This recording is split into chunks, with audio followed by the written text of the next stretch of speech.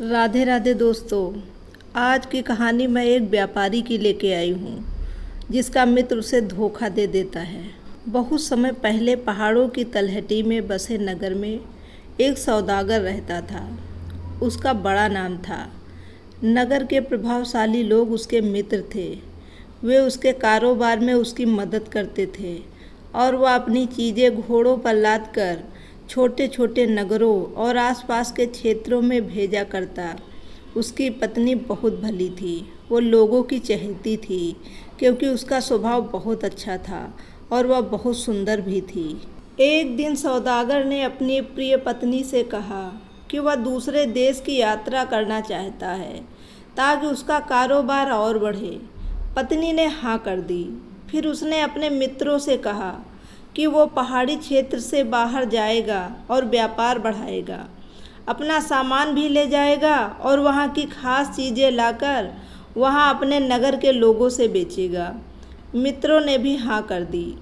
इस बीच यहाँ कारोबार को चलाने की जिम्मेदारी उसने अपने एक व्यापारी मित्र को दे दी और कहा कि वह पूरा हिसाब किताब बनाए रखे।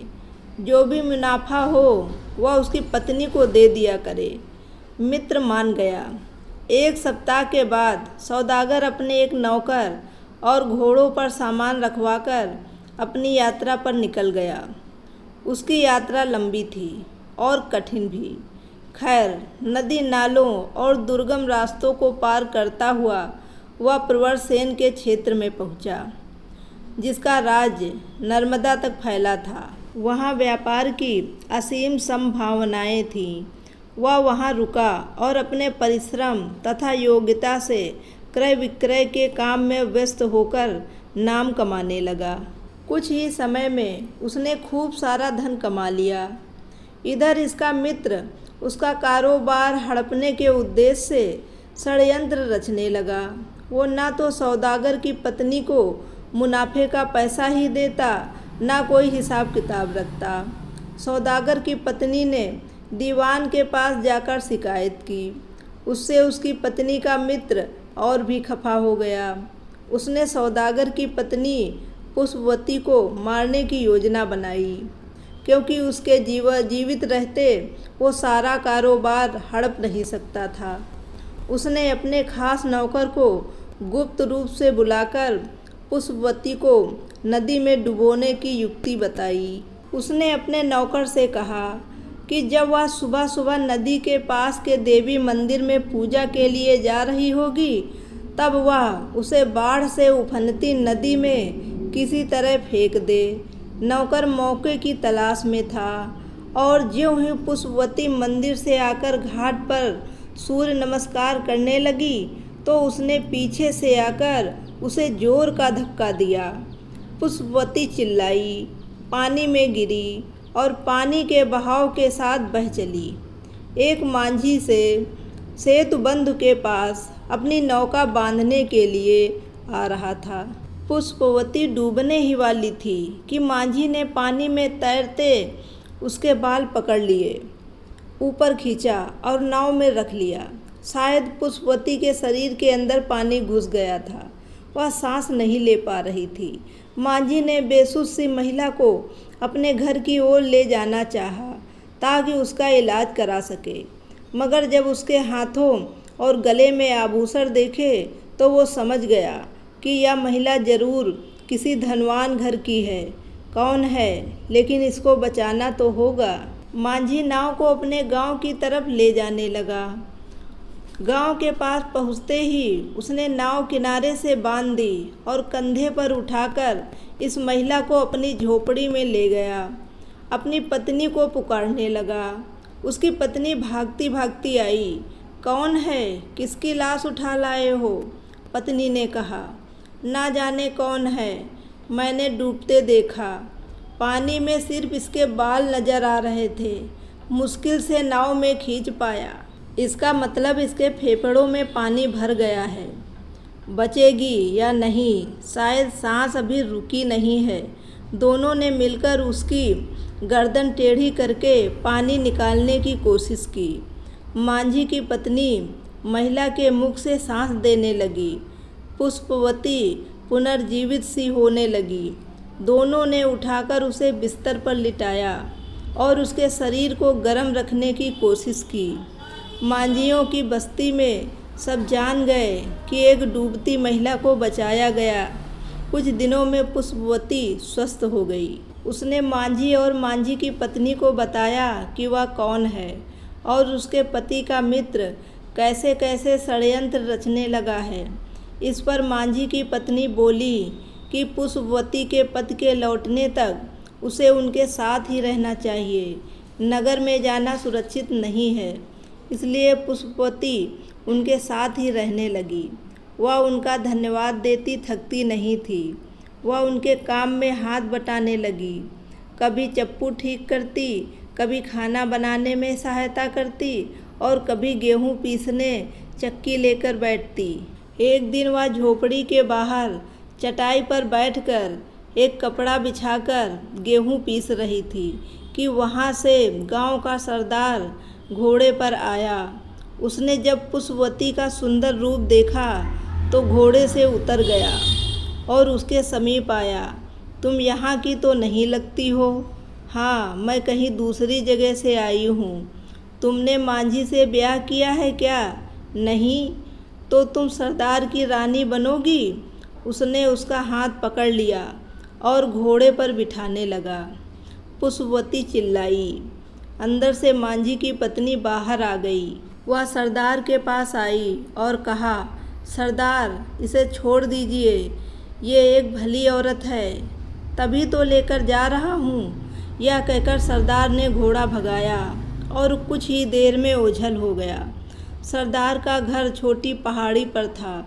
उसने पुष्पवती को आंगन में बनी एक कोठरी में बंद कर दिया और बाहर से सांकल चढ़ा दी। कल ही तुम्हारे साथ ब्याह करूँगा और फिर अपनी रानी बना के रखूँगा। यह कहकर वह बड़े मकान में घुस गया। कोठरी के भीतर पुष्पवती रोती सिसकती रही, मगर उसकी सहायता को कौन आ सकता था। संध्या के समय सरदार की एक सेविका मोटे अनाज की खिचड़ी लेकर आई। पुष्पवती ने सोचा, यही मौका है यहाँ से निकलने का। उसने सेविका से कहा, बहन, प्यास बहुत लगी है, थोड़ा पानी लाकर दोगी? नौकरानी पानी लेने दूसरी तरफ गई तो पुष्पवती ने मौका देखकर चुपचाप बिना कोई आहट किए निकलने का रास्ता ढूंढा। वह आंगन से बाहर आई और पेड़ों के पीछे छिपकर पहाड़ी से उतरने लगी। उसका दिल धड़क रहा था कि सरदार ढूंढता हुआ बाहर ना आए और उसे दोबारा ना पकड़ ले। उधर प्रवरसेन की नगरी में सौदागर अपनी पत्नी पुष्पवती के लिए आभूषण खरीद रहा था और अपनी आखिरी पोटली खोलकर उसे बेचने के लिए वहाँ के एक व्यापारी के साथ चुकौती कर रहा था। पूरी रात मंदिर में बिताने के बाद पुष्पवती देर तक पहाड़ियों में चलती रही, न ठौर न ठिकाना। तभी उसे कुछ आवाज़ सुनाई दी। देखा तो दूर से कुछ घोड़े पहाड़ी रास्ते पर चले आ रहे थे। हाँफती हुई पुष्पवती रुक गई। घोड़ों पर सामान लदा था। घोड़ों को हाँकता हुआ एक व्यक्ति आ रहा था। जब उसने पुष्पवती को देखा तो वह रुक गया। कहाँ जाना है? उसने पूछा। इस जंगल से बाहर कहीं भी ले चलो, किसी गांव या बस्ती में, पुष्पवती ने कहा। मुझे यह सामान लेकर उधो नगर जाना है। वहाँ तक पहुँचते पहुँचते शाम हो जाएगी। कोई बात नहीं, क्या तुम मुझ पर विश्वास कर सकोगी? क्यों नहीं, तुम अच्छे आदमी लगते हो।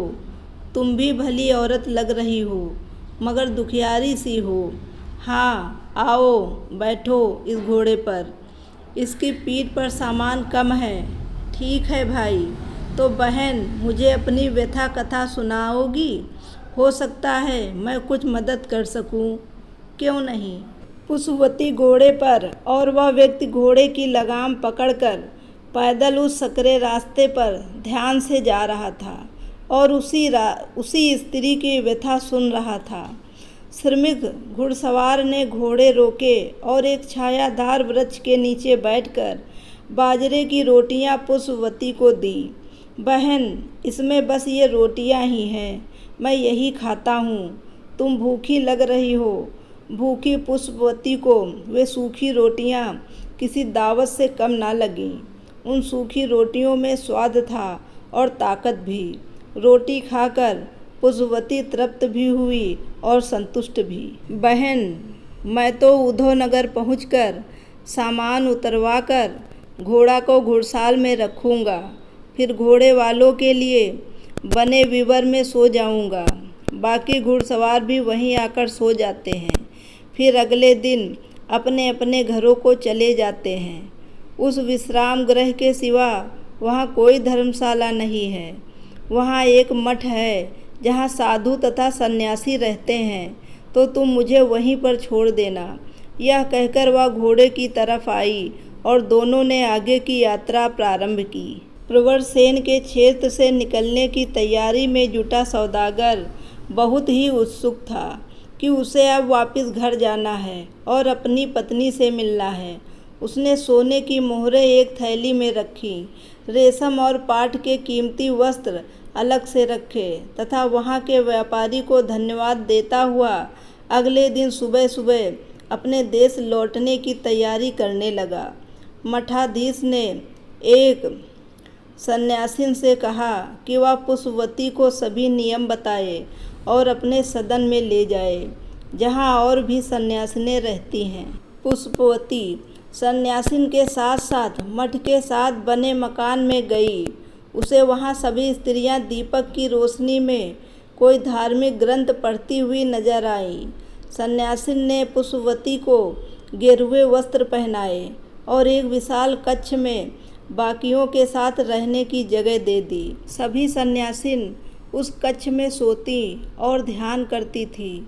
बहुत मुश्किल से पुष्पवती ने गेरुआ वस्त्र पहने थे और ध्यान व ज्ञान की बातें समझने की कोशिश की थी, परंतु कुछ ही दिनों में उसे तत्वज्ञान, आत्मा और जगत के विषय में जानने की इच्छा हुई। प्रवरसेन की नगरी से निकला हुआ सौदागर जब 500 कोस की यात्रा के बाद अपने घर पहुंचा तो वहां नए नए लोग दिखे। ना उसकी पत्नी, ना उसका कोई नौकर। उसका सारा कारोबार और उसका घर उसके मित्र ने हड़प लिया था। सौदागर को अपनी पत्नी पुष्पवती की चिंता सताने लगी। वह कहाँ और कैसे होगी, ये कौन बताता। उसने कुछ सोने की मोहरों से एक नया घर खरीदा। जिस नौकर को अपने साथ ले गया था उसे घर में रखा और जो कीमती चीज़ें अपने साथ लाया था उन्हें संभाल के रखा और फिर पुष्पवती को ढूंढना शुरू किया। उसने अपने पड़ोसियों से, रिश्तेदारों से और कुछ खास मित्रों से पूछा तो पता चला कि जब वह देवी के मंदिर में गई थी तब कोई ऐसी घटना घटी होगी कि जिसका उन्हें कोई ज्ञान नहीं, क्योंकि वह मंदिर से लौटी ही नहीं। सौदागर देवी मंदिर के पुजारी से मिला। पुजारी ने भी कहा कि पिछले 8 महीने से वो मंदिर आई ही नहीं, मगर उसे विश्वास है कि वो जीवित है। पुजारी ने उसे उत्तर दिशा में जाकर ढूंढने के लिए कहा। इसलिए सौदागर त्रिकुटा की पहाड़ियों को पार करता हुआ जय घाटी में पहुंचा और किसी अनजान स्त्री के बारे में स्थानीय लोगों से पूछता रहा, मगर कोई कुछ ना बता सका। इधर सौदागर के नौकर को अपने मालिक के मित्र का वही सेवक मिला जिसने पुष्पवती को नदी में धकेला था। उस सेवक ने सौदागर के नौकर को सब कुछ बता दिया और यह भी बताया कि पश्चाताप की अग्नि में जल रहा है। उसे ग्लानि और अनुताप ने अंदर ही अंदर भस्म कर डाला है, क्योंकि उसने एक निर्दोष स्त्री को बिना कारण अपने लालची मालिक के कहने पर नदी में डुबोया था। ढूंढते ढूंढते सौदागर उधोनगर पहुंचा। अब वह इतना निराश हो गया था कि उसने निश्चय किया कि कल वह इस क्षेत्र से निकल जाएगा। वह एक पेड़ के नीचे बैठा विश्राम कर रहा था। उसके पास धन था मगर मन की शांति नहीं। वह अपनी पत्नी को ढूंढते हुए थक गया था। गेरुआ वस्त्रों में एक टोली वहाँ से गुजर रही थी। एक भिक्षुक सामने आया और भिक्षा का पात्र सामने किया। सौदागर ने चांदी का एक सिक्का उसके पात्र में डाला। भिक्षुक ने कहा, इसका वो क्या करेगा? कुछ अन्न फल इत्यादि हो तो दे दे। सौदागर ने कहा, वो तो खुद भूखा है, अन्न कहाँ से लाएगा? इस पर भिक्षुक ने उसे मठ का रास्ता दिखाया और भिक्षुकों की टोली भिक्षा पात्र लिए दूसरी दिशा में चली गई। मठ के पास पहुँचते ही सौदागर ने घोड़े को बाहर बांधा और मठाधीश के पास जाकर दंडवत प्रणाम किया। मठाधीश ने कहा, वत्स, तुम भूखे हो? जी महाराज। मठाधीश ने एक सन्यासी को बुलाया और कहा कि वह सौदागर को अच्छे से भोजन और विश्राम कराए। सौदागर प्रणाम करके सन्यासी के साथ बाहर की ओर एक पड़ कुटीर में गया।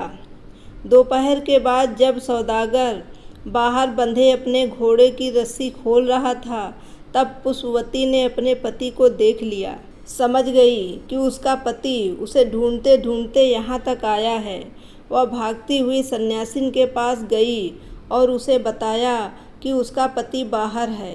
सन्यासिन ने उसी समय एक भिक्षुक को मठ के द्वार के पास भेजा और कहा कि इस आगंतुक को जाने ना दे। भिक्षुक ने सौदागर को बताया कि सन्यासिन ने उसे रुकने को कहा है। भिक्षुक उसे वापस पड़ कुटीर में ले आया। सन्यासिन पुष्पवती को और भिक्षुक सौदागर को मठाधीश के पास ले आई। सौदागर ने जब अपनी पत्नी को गेरुआ वस्त्रों में देखा तो घबरा गया। सोचने लगा कि अब शायद वह उसके साथ नहीं आएगी। वह अपने भाग्य को कोसने लगा कि उसका कारोबार गया, उसकी पत्नी भी उससे बिछुड़ गई। तभी मठाधीश मुस्कुराते हुए सौदागर से बोले, वत्स, चिंता में मत पड़ो, कुछ नहीं खोया है। ईश्वर गुणातीत है, उसके कारण ही तथा उसकी कृपा से तुम्हारी सद्गुणी पत्नी इस स्थान तक पहुँची है। यदि वह बाहर रहती तो न जाने इसे क्या क्या संकट झेलना पड़ता। इसने ज्ञान और ध्यान की बातें सीखी हैं। ऐसा नहीं है कि ईश्वर का स्मरण केवल धर्म स्थलों पर ही हो। यहाँ नियम है, अनुशासन है, जो साधक के लिए अच्छा रहता है। मगर प्रभु तो गृहस्थी धर्म निभाते निभाते भी याद किया जा सकता है। इस कारण मैं तुम दोनों को आशीर्वाद देता हूँ कि तुम्हारा गृहस्थ जीवन सुखमय हो। मठाधीश का आशीर्वाद पाकर वे दोनों वहाँ से निकल आए।